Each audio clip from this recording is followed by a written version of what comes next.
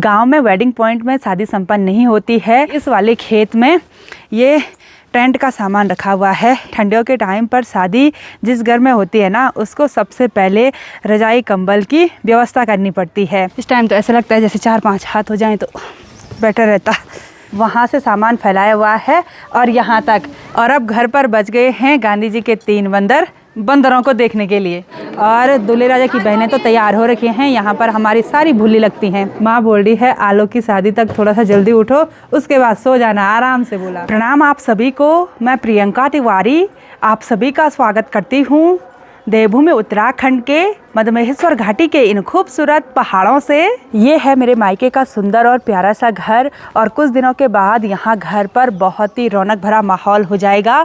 और इसी के साथ मधमहेश्वर घाटी के चारों तरफ के खूबसूरत पहाड़ों के नज़ारे बहुत ही सुंदर दिखाई दे रहे हैं। ठीक सामने चौखंबा पर्वत एकदम क्रिस्टल क्लियर देखने को मिल रहा है।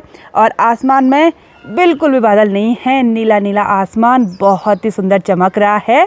अभी यहाँ घर पर मैं और हस्बैंड जी हैं। आलोक तो चाचा लोगों के घर पर जा रखा है, उनके बेटे की शादी है और वहाँ मैं भी इनवाइट हो रखी हूँ। आज मेहंदी फंक्शन होगा तो शाम के टाइम पर वहाँ पर भी जाना हो जाएगा। और माँ रोज़ की तरह परवाड़ी वाले घर में जा रखी है गाय की देखभाल करने के लिए। और आज पापा गए हैं केदार वैली की तरफ, गुप्तकाशी तक गए हैं शायद। मैं तो तब सो रखी थी, पापा निकल गए थे।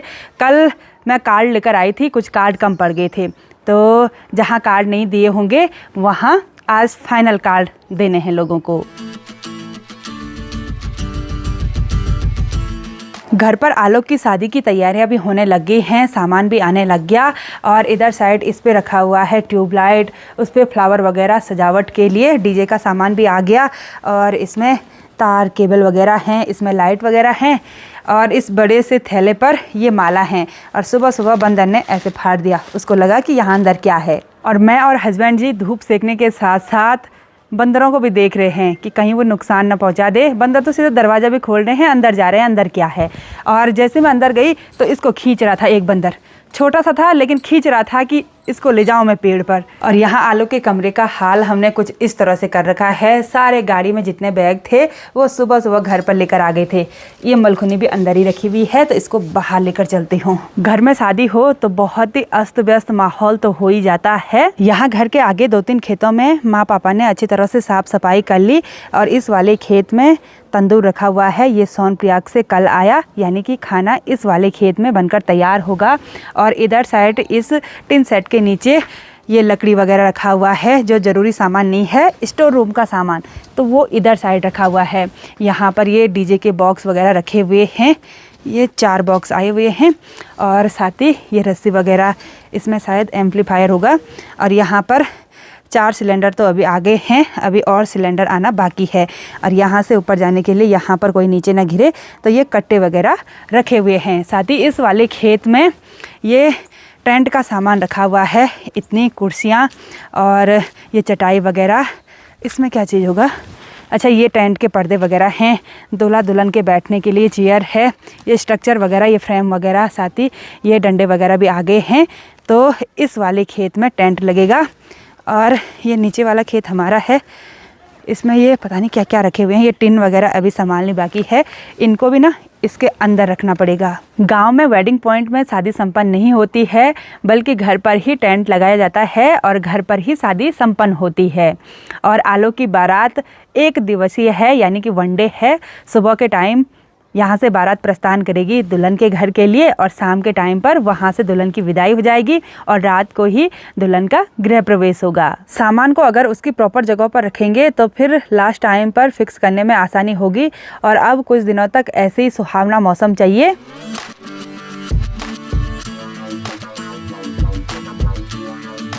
छत की तरफ जाने वाली सीढ़ियों पर भी काफ़ी सारा सामान रखा हुआ है।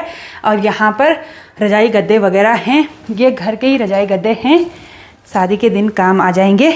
ये सुखा के फोल्ड करके यहाँ पर रखे हुए हैं। और अब यहाँ से चलते हैं छत में। और यहाँ पूरे छत में ढेर सारे ये रजाई कंबल सुखाने के लिए रखे हुए हैं। कल से ये यहीं छत पर हैं और ये सारे रजाई कंबल आए हैं टेंट डीजे के साथ डायरेक्ट सोनप्रयाग से। ठंडियों के टाइम पर शादी जिस घर में होती है ना, उसको सबसे पहले रजाई कंबल की व्यवस्था करनी पड़ती है।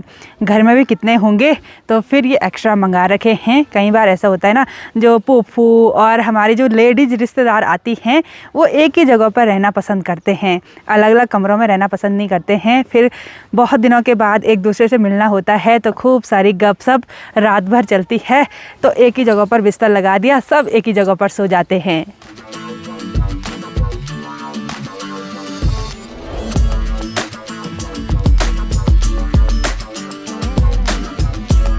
आज तो आलोक कुछ ज़्यादा ही बिजी हो गया ना।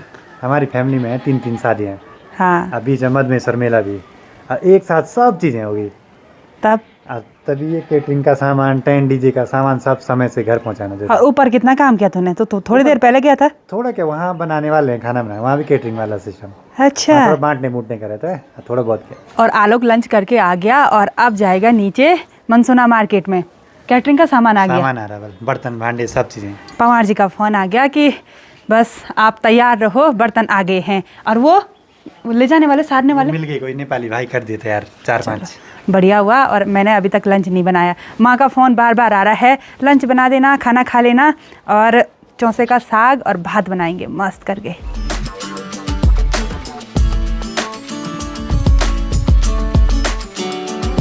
लंच करने के बाद मेरी और हस्बैंड जी की तैयारी हो गई है नीचे मनसुना मार्केट में जाने की।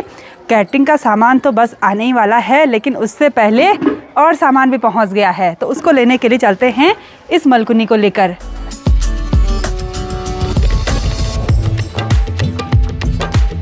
आज तो यहाँ मनसुना मार्केट में बहुत ही रौनक भरा माहौल हो रखा है और यहाँ पर जेसीबी के द्वारा साफ़ सफाई की जा रही है। कूड़ा कचरा उस ट्रक में लोड हो गया और साथ ही बीच स्टेशन पर टेंट लगा हुआ है। मधमहेश्वर मेले की तैयारियां चल रही हैं और शादी का कैटरिंग का सामान यहाँ पर है। ये भाईजी लोग साधने लगे हैं और आज भी ढेर सारा सामान लेकर आए हैं। प्रदीप देवर जी और प्रीति, इनकी गाड़ी भी फुल हो रखी थी, तो यहाँ पर हम सामान निकाल रहे हैं अभी। और ये है हमारी भतीजी, कैसी हो? अरे शर्मा रही है। अब तो मेले में देखो खूब शॉपिंग करना, ठीक है? अरे ये तो घूम रही है भाई। तो अब ये सामान लेकर चलते हैं। सभी के हाथ पीठ सब फुल हो गए हैं और मैंने मलकुनी पर इतना सारा सामान पैक कर लिया।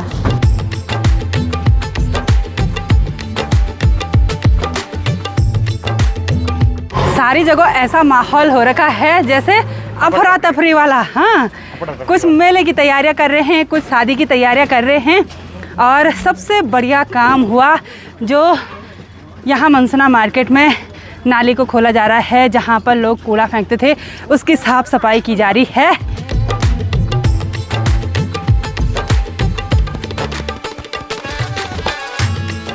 लाए काट दे, सच में प्यारे प्यारे स्कूली बच्चों की छुट्टी हो चुकी है। हेलो गोलू मोलू, हो गई छुट्टी? हो गई? अच्छा, छोटे बच्चे दूर से स्माइल कर रहे हैं। खुश रहो, ठीक ठाक। क्या कहीं बेटो देख तुम, सच में ये प्रदीप तो देख लो। सब लोग एक दूसरे की मदद करते हैं भाई ऐसे कामों में, और हम सब भी लगे हुए हैं। अभी तो पसीना आ गया और ये कंडी में बढ़िया लेकर गई नीचे, वरना इतना सारा सामान हाथ पर कैसे लेकर आते। थैले थैले हो गए ना, और हाथ हैं 2 ही। इस टाइम तो ऐसा लगता है जैसे 4-5 हाथ हो जाएं तो बेटर रहता।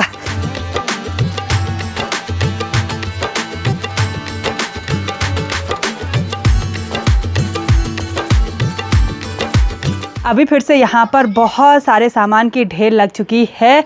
वहाँ से सामान फैलाया हुआ है और यहाँ तक। और अभी चाचा जी भी आ गए हैं।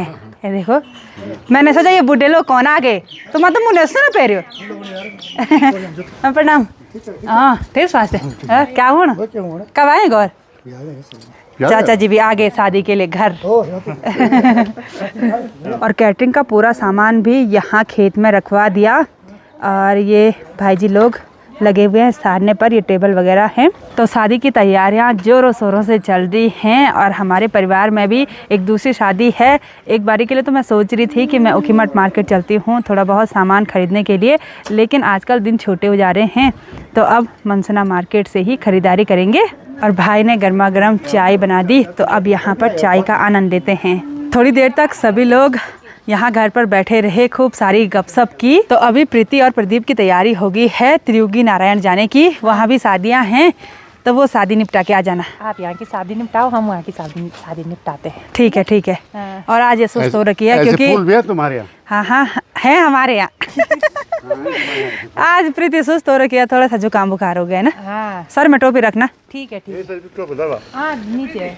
और अब घर पर बच गए हैं गांधी जी के 3 बंदर बंदरों को देखने के लिए। नहीं तो सारा सामान उलट पुलट कर देंगे। वही तो, इस सामान को सेट कर देते हैं एक बार। मैं तो सुनता भी नहीं हूँ ज़्यादा।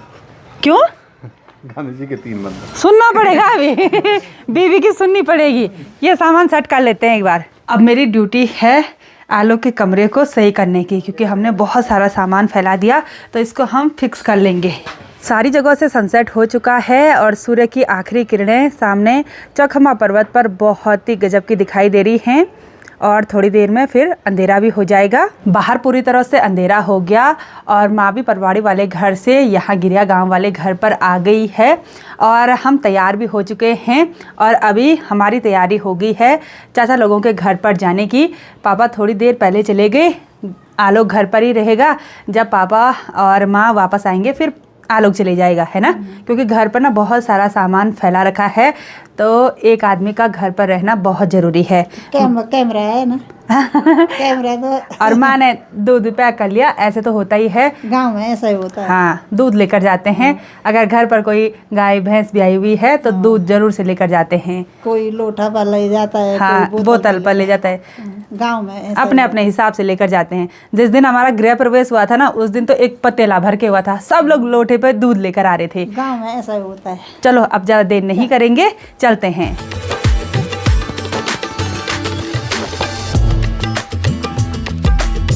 मैं यहाँ शादी वाले घर में पहुँच गई हूँ और सभी लोगों से मिलना जुलना हो गया। यहाँ पर अभी आंगन में भजन कीर्तन चल रहा है।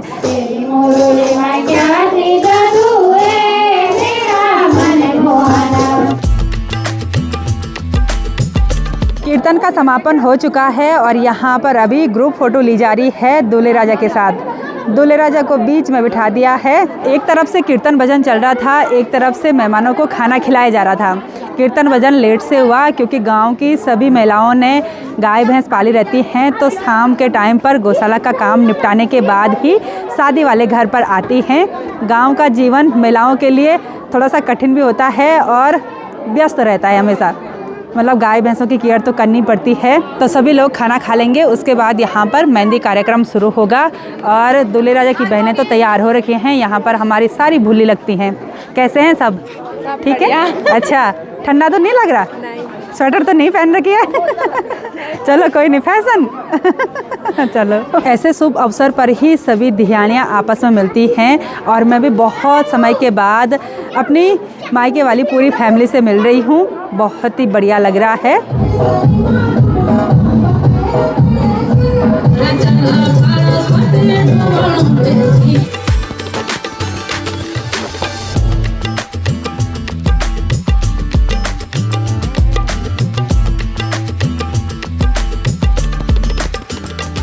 यहाँ पर मेहंदी कार्यक्रम चल रहा है, सभी लोग फ़ोटो शूट कर रहे हैं और मैंने भी यहाँ पर भाभी और चाची लोगों के हाथों पर मेहंदी रचाई, कुछ इस तरह की मेहंदी।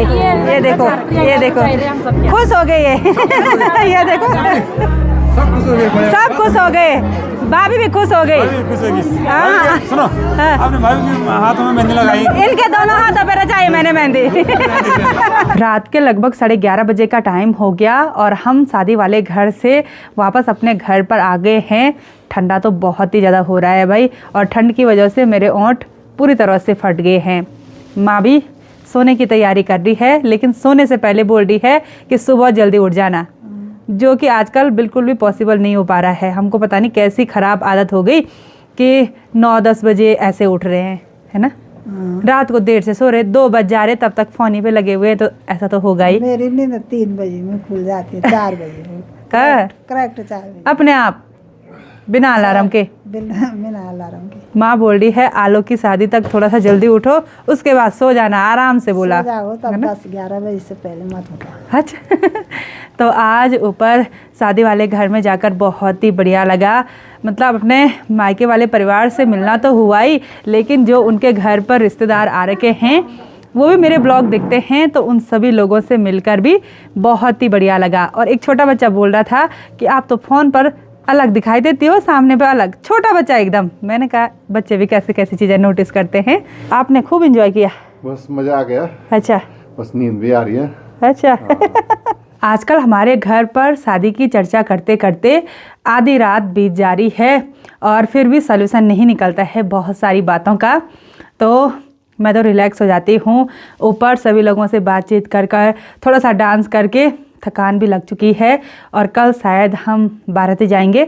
अभी शायद ही बोल रही हूँ क्योंकि अभी फिक्स कुछ भी नहीं हुआ है, क्योंकि कल वहाँ पर हल्दी फंक्शन भी है और साथ ही दिन के टाइम पर बारात निकलेगी। तो आज के इस वीडियो को यहीं पर एंड करते हैं। आई होप आपको वीडियो पसंद आई होगी। वीडियो पसंद आए उसको लाइक कीजिए, कमेंट कीजिए और अपने दोस्तों के साथ शेयर कीजिए। मैं प्रियंका योगी तिवारी मिलती हूँ आपको अपनी अगली नई वीडियो में। तब तक के लिए जय देव भूमि उत्तराखंड।